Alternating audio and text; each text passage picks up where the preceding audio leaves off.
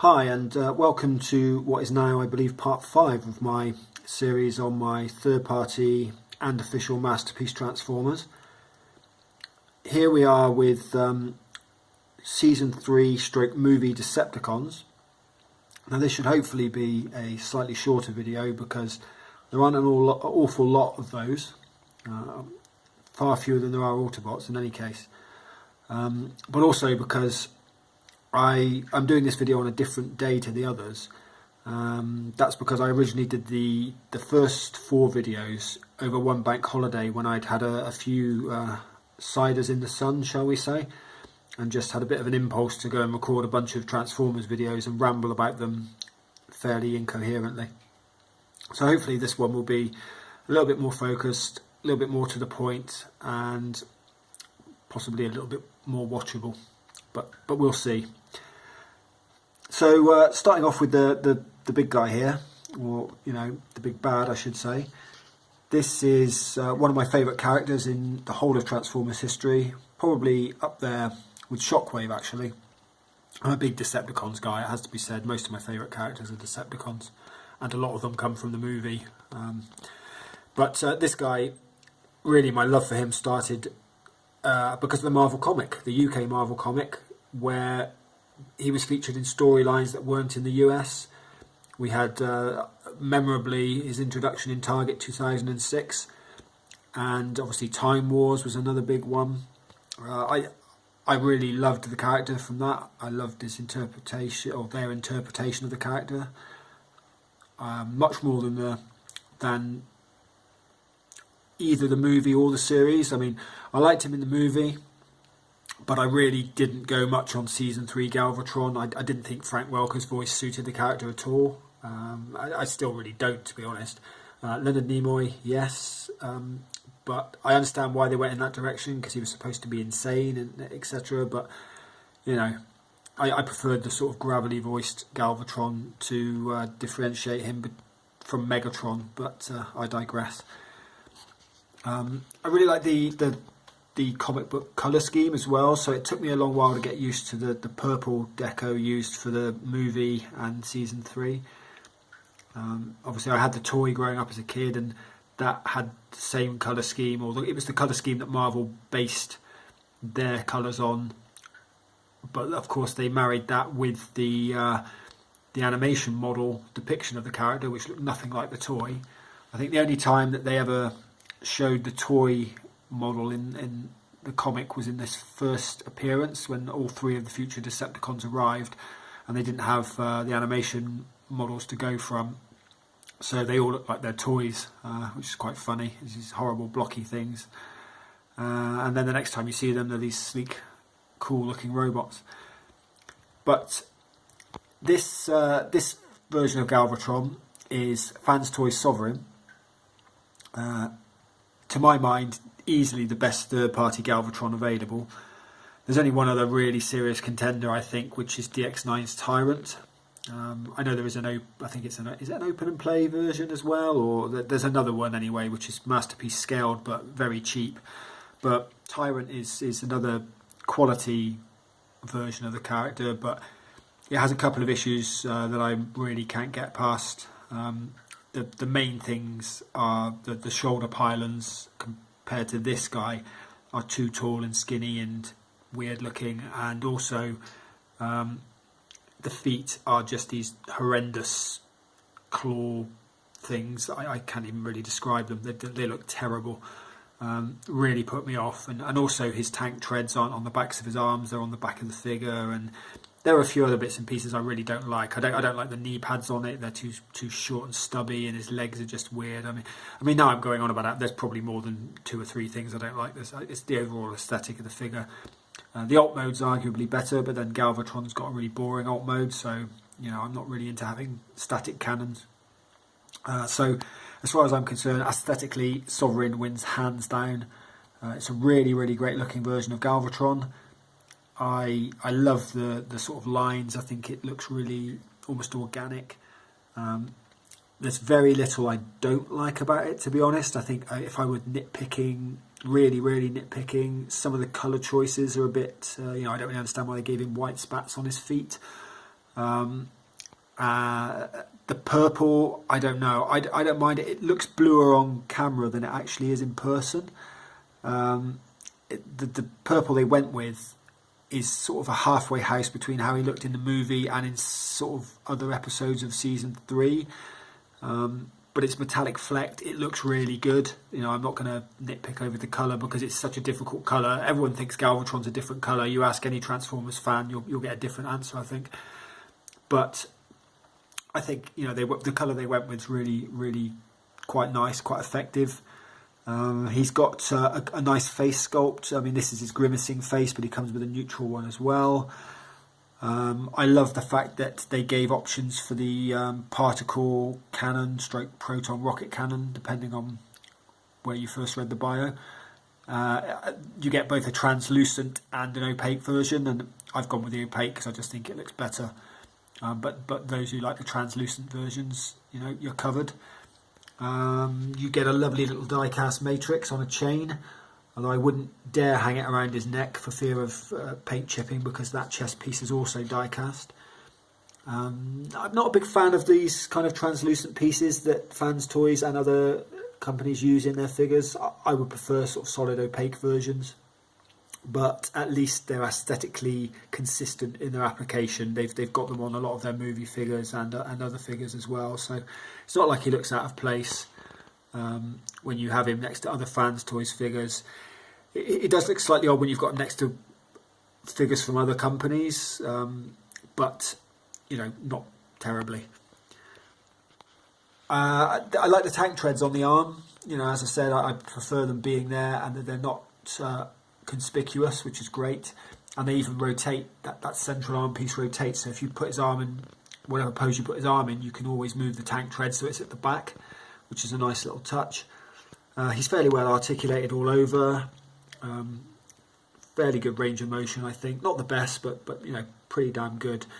The ankle rocker is a bit odd in that it pretty much separates the whole bottom of the foot, as you can see there, which looks a bit weird, but you know, other than that, no major issues. I prefer the proportions, the angles, as I've said, the lines.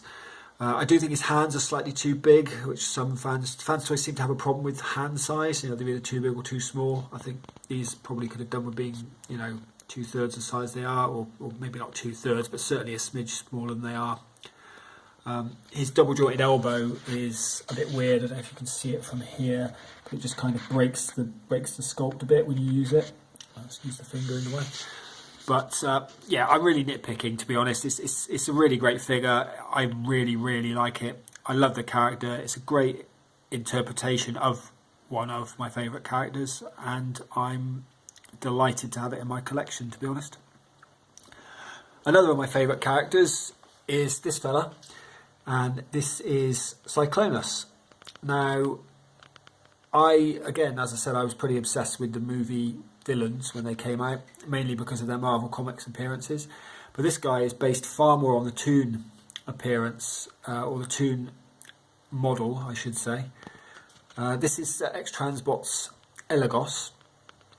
Now, I'd heard some pretty bad stories about this guy, some real horror stories about transformation and damage and stuff like that, and I believe them because I've seen the pictures, but I've been lucky. I picked this guy up aftermarket because he wasn't available at retail anymore. I got it on eBay for a fairly reasonable price, actually, and I lucked out in that it doesn't have any major damage. There's some paint sort of not paint chipping, but paint scraping on the underside of the nose cone that's visible in his alt mode, but that all stows in the backpack in robot mode, so it's not visible. Because he's not painted as such anyway, he's just pretty much moulded plastic for the most part. He doesn't chip that much or scrape that much or anything elsewhere. So I've got a pretty pristine version of the figure. None of the tabs are stressed or broken on mine either, which was another issue that people said that when they transformed it, it would cause issues and break those tabs. I don't have any major problems to report at all, actually. I think for a second-hand figure, he's pretty much perfect. I really like his size. I think he's a really imposing brute. You know, he scales really well with Galvatron as a cartoon interpretation.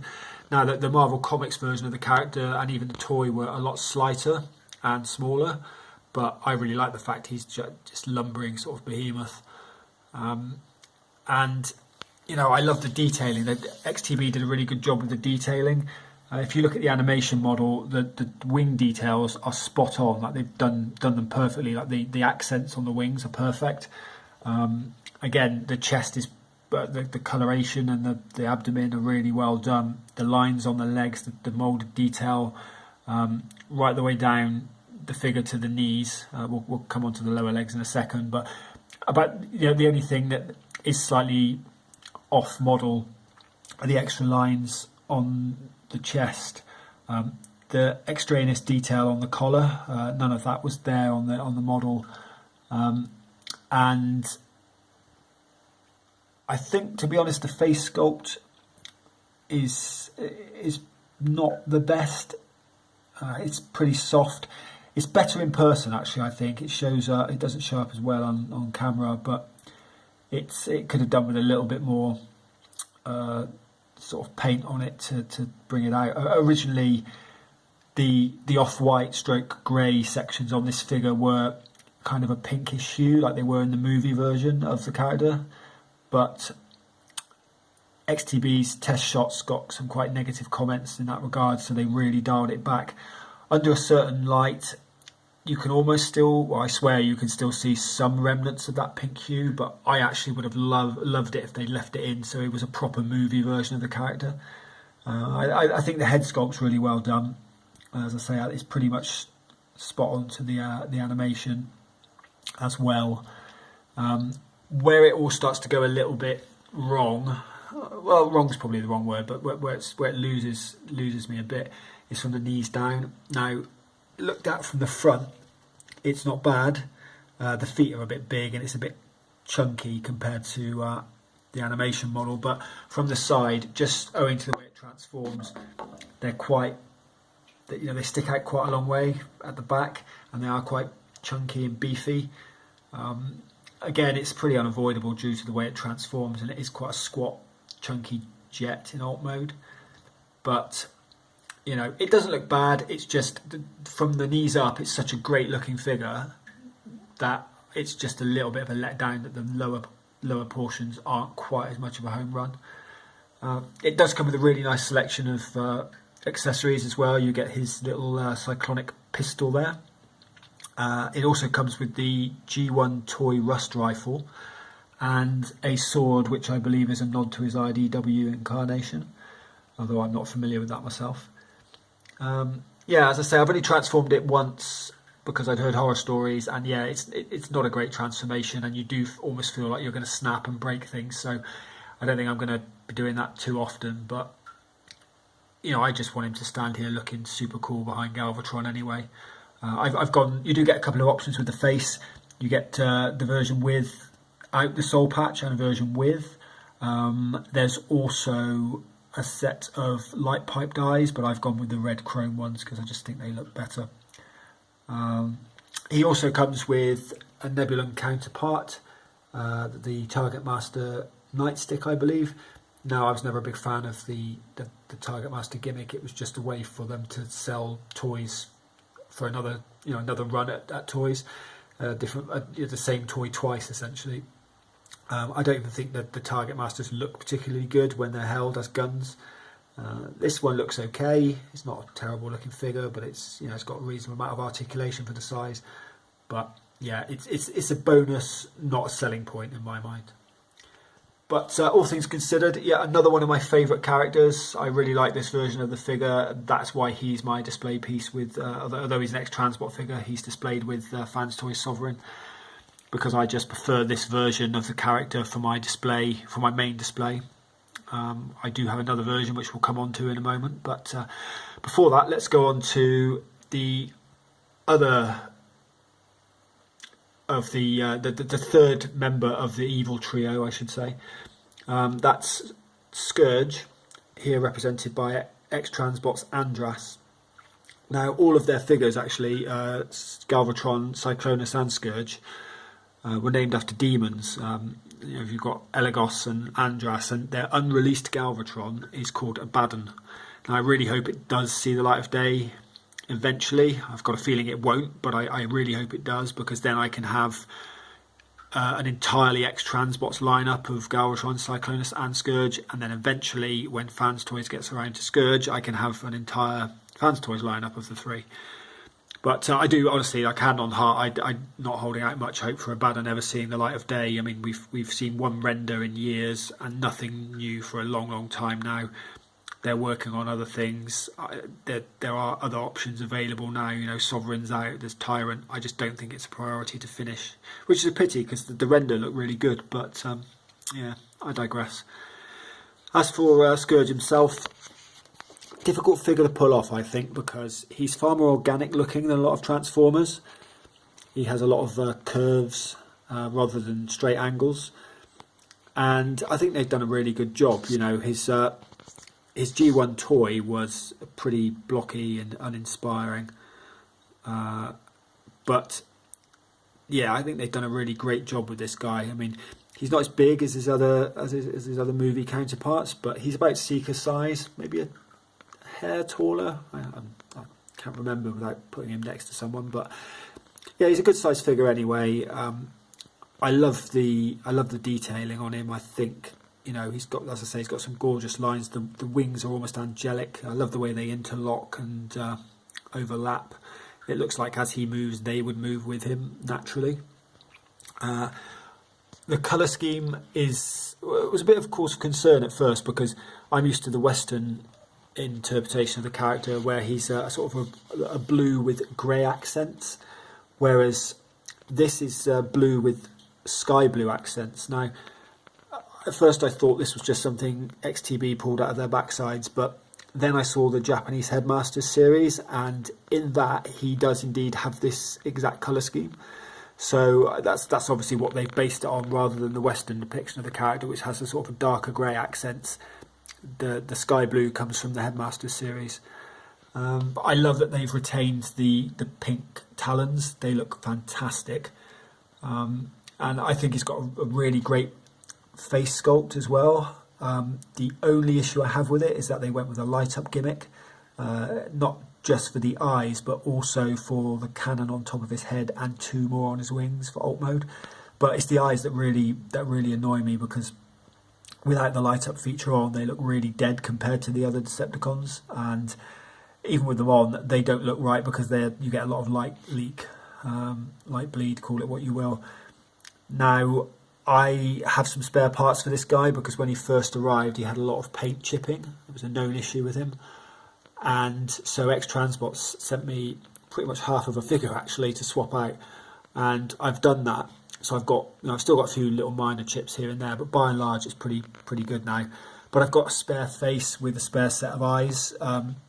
So at some point, I'll probably take those spare eyes, give them a metallic red coat, and then swap them out. It's reasonably easy. There's quite a few screws you've got to take out, but it's not a difficult task. It's just a bit time consuming. Speaking of time consuming, the transformation on this fella, I mean, I really like the way he looks in alt mode. His kind of futuristic hover boat, skiff, whatever he is. But the time it takes to get him there, and the frustration, I'm probably not going to do it often, if indeed again. I like it, but the feet are a real pain. They just the way they work, they have to be folded up and then rotated and pushed through the calf assembly back up into those blue pieces. You can see the curved blue pieces. There's hardly enough clearance for it to go through. You've got to be pretty much millimetre perfect. It's a real pain in the backside to do it, so I don't think I can be bothered to do it again, if I'm perfectly honest with you. His feet actually as well are slightly different than the animation model. In the animation they came to a sort of a point, but I can see why they didn't. A because of the aforementioned clearance, and also because it'd be I don't know, it just would have made him unstable if nothing else. Accessory wise, he comes with this acid ray blaster, and he's also got a couple of other gimmicks on the bot himself, his chest under his Decepticon insignia will open up, and that will hold the MP10 matrix, as he did in that episode from season 3, and also his little abdomen cavity there, the sky blue piece, that will fold down to reveal the key to the plasma energy chamber. That's non-removable, or maybe it is removable. I've never actually tried, to be honest.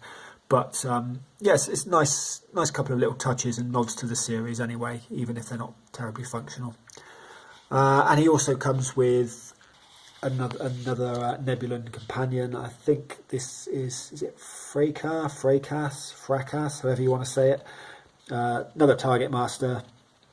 Again, yeah, not terribly inspiring, but it does the job. For some reason the camera's refusing to focus on it, but you get the idea anyway.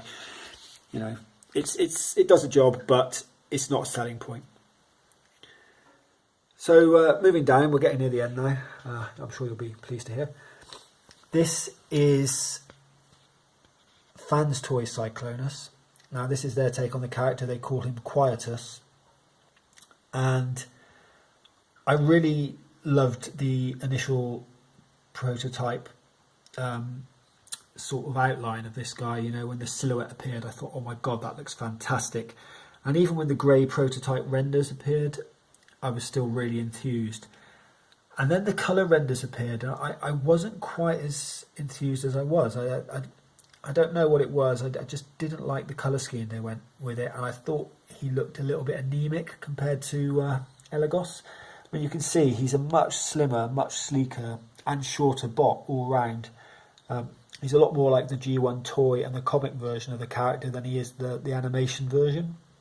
And I think a lot of that is possibly because they've gone for a cross between animation and IDW, especially with some of the accessories he comes with, which we'll cover later. But it is still a fantastic looking figure, but part of it looking so good comes at it comes at a cost, let's put it that way, because the metallic paint job, yeah, it looks fantastic.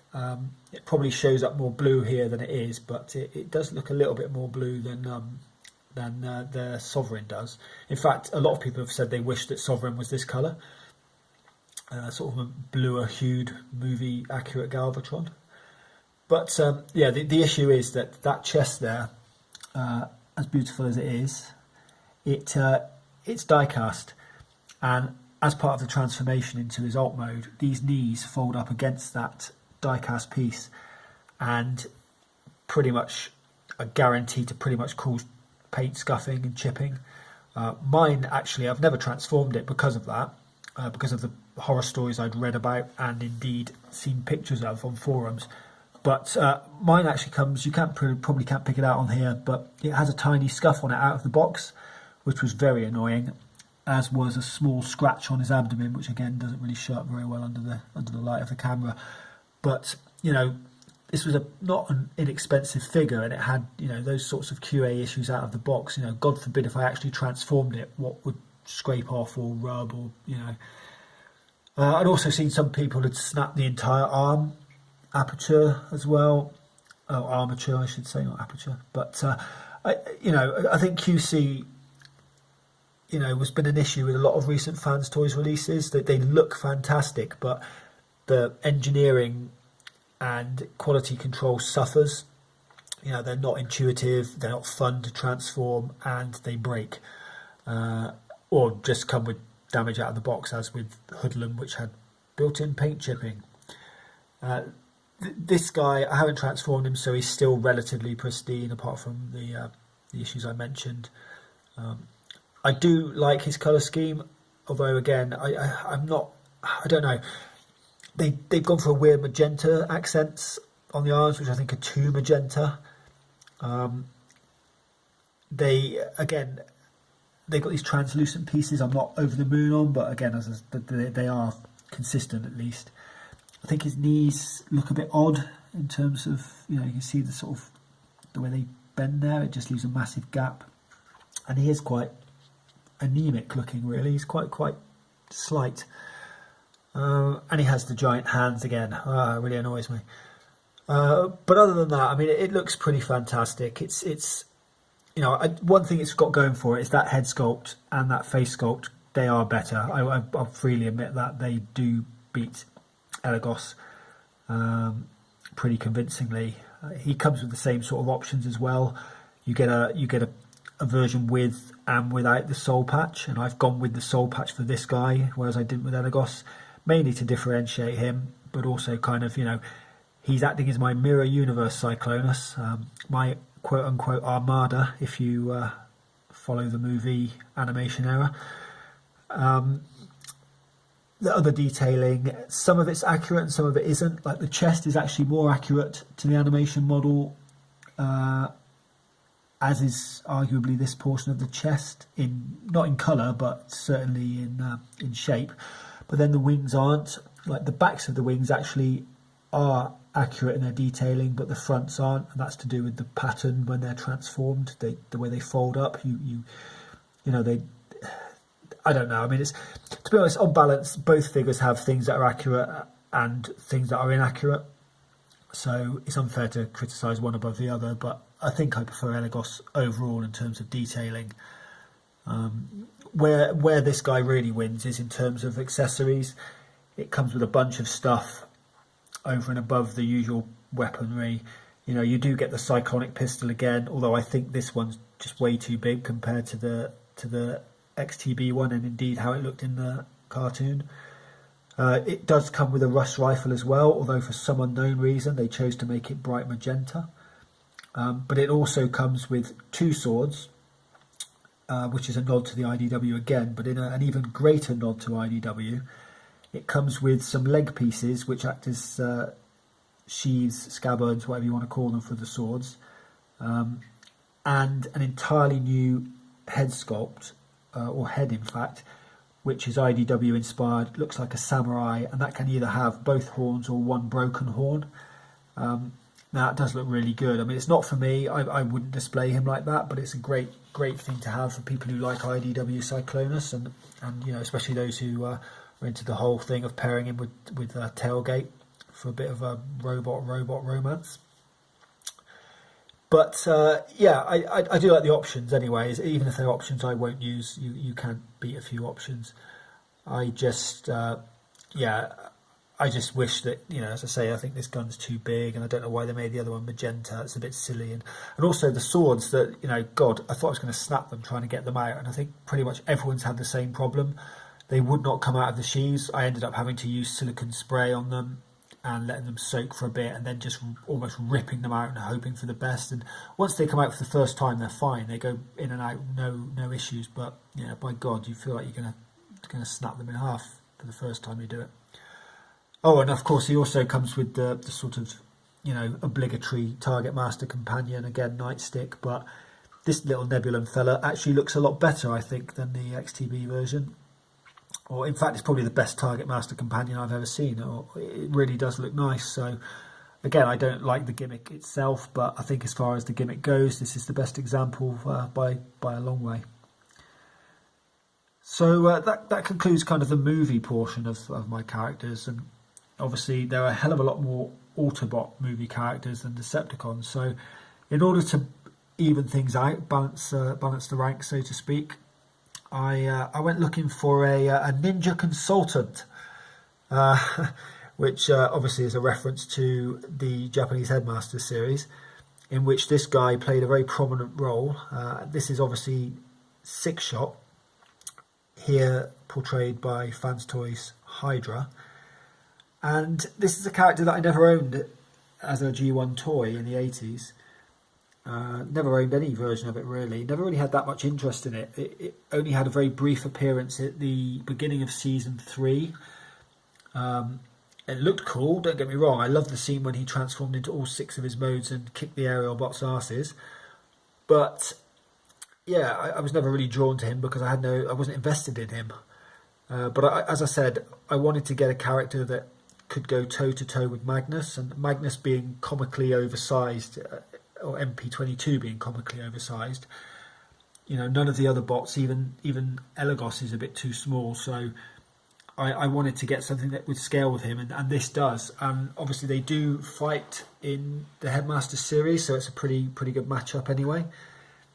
You'll note I haven't actually faction symboled him up, and that's because I've gone with the Headmaster's interpretation of the character. So for me, he's not even really a Decepticon. He's just, aligned with the Decepticon cause for the time being while it suits his purposes.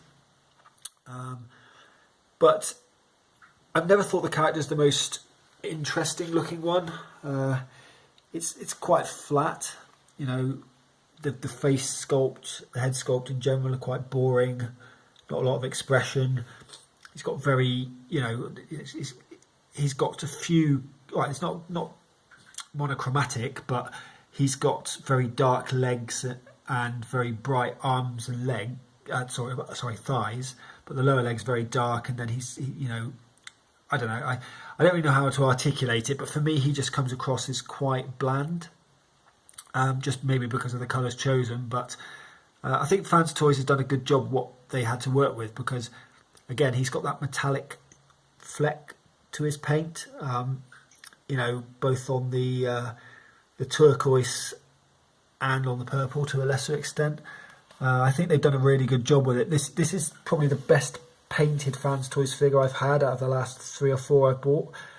I didn't have any chipping or scuffing out of the box. Now I know some people did, but I was lucky. I lucked out in that respect. It looks pretty damn great. Just looking at it here, I'm going up and down. As you can see, it's a really nice looking thing. It's very accurate to the animation model, I think. Well, certainly as he appeared in the Headmasters, not so much as he was in season 3. But he's just a really big, imposing bot. I like that you get a few options with him as well. You can you get 2 of these blasters and 2 swords, and the sword can be stowed on the back, as you can see there. And I've even managed to stow one of the blasters, which you probably going to buy. There you go. You can just about see that, or even underneath us, some kind of metallic robot penis. But the swords actually will combine into one larger sword. They clip together, and they're sort of magnetized as well, actually. And so you can either have, you can either give him 2 swords, 2 guns, or a combination, as I have. And you also have a choice between chest pieces. You can go with the flat one that I've put on here, or you can go with one with more molded detail. And those wings that comically would interfere with his natural movement of his arms if they were actually positioned like that in real life, they will fold away and stow in that chest compartment. So if you don't like them, you can get rid of them. I do like the way it looks, even if it is impractical. And obviously the way I've got imposed, they're not interfering with his arms, so I've left them out. And they do move. I mean, you'll see that they'll move back and forward to accommodate his arm movement. It just looks a bit silly, but I like the way they look like that anyway. About the only thing I don't really like aesthetically are these gaps above his feet. I think they could have engineered some kind of sliding mechanism to fold something down that would cover those gaps, but that is kind of nitpicking, really. Other than that, he's pretty damn spot on. Where it all gets a little bit iffy is the transformation, and again, I've said that about a lot of Fans Toy stuff recently. He's not fun to transform. Now, I appreciate this must have been a nightmare to engineer. You kind of got to get 6 modes out of a figure. Not particularly good modes, I must admit. The only one that really appealed to me was the wolf mode, and that's what I transformed him to. It looks really great, I'll give them that, but I thought I was going to break it at least a couple of times. There's some joints you have to move that are just very, very small, fragile joints, and you've got to manipulate them in ways that is just... I'm just not comfortable doing it. Again, I've seen people post pictures of broken figures where the arm joints have sheared off, knee joints have snapped. I'm scared to transform this guy, which is a pity because he does have 6 modes, but the wolf and the robot mode are easily the best. So I'm gonna I'm going to leave him like this. I don't really feel the urge to transform him anyway. I think he looks really good like this. So yeah, it does seem a bit of a pity to have a figure that's capable of 6 modes and only leave him in bot mode, but I'd rather have a great looking bot than a broken figure, to be honest. So that pretty much wraps up my collection as it currently stands. You can see these are the movie bots and season 3. I do have one more figure on order, X-Transbots Klaatu reissue with the metallic paint. So when I get that, I'll probably do a quick update. I might even do that as my first unboxing proper review of a figure, but I'll see how I go on that. I'm not entirely confident that I could do that without breaking it and getting incredibly frustrated, swearing an awful lot, even more than I did in the earlier videos. But I hope if you've stuck with these videos, fair play to you for a start, because they were only done as a bit of a drunken laugh, to be honest. This one's a bit more serious, but if nothing else, it's hopefully given you a look at some pretty robots. Apologies for the rambling that accompanied it, but I'm a big fan of these figures. I think they look great. It's for me, it's become a big hobby now. I was obviously really into Transformers as a kid, and to finally be able to have versions of the characters that resemble the way they looked in the comics and the cartoon is a big thing for me.